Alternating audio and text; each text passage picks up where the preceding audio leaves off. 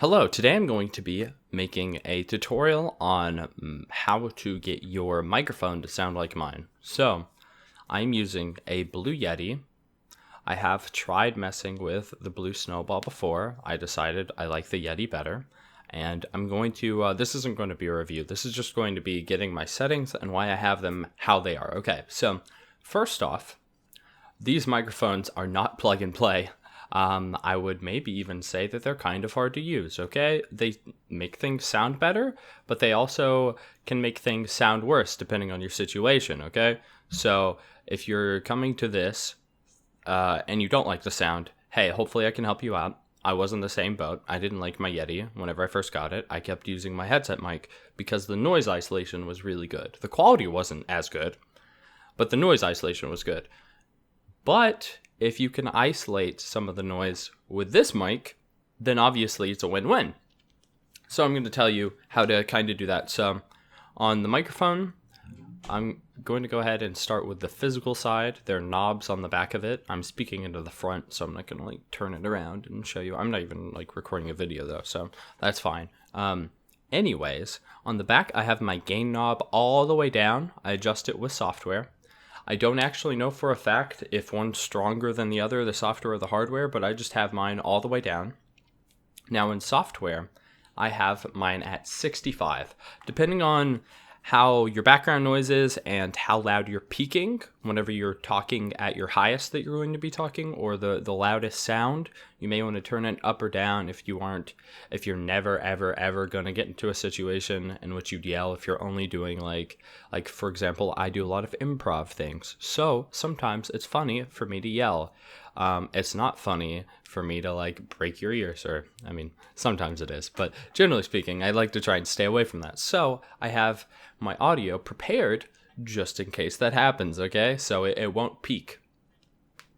You may want to turn yours up or down, again, depending on the situation that you're doing. If you're just sitting here talking like this, you can probably make it a little louder than mine. Mine isn't super loud right now. It definitely could be louder, okay?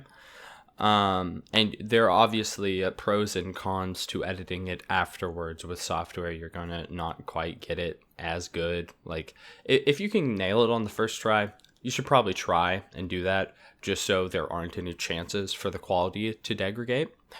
On the physical side, again, of the Yeti, on the back, I have it set to, I believe it's called cardioid mode. It means it's picking up from the front, is how it is.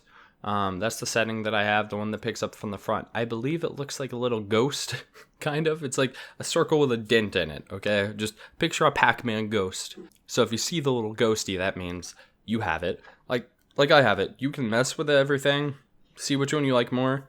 For me, I don't need it to pick up noise from any of the other sides. Again, this is obviously going to change a little bit depending on your situation, but this is what I have going for me and how I have it.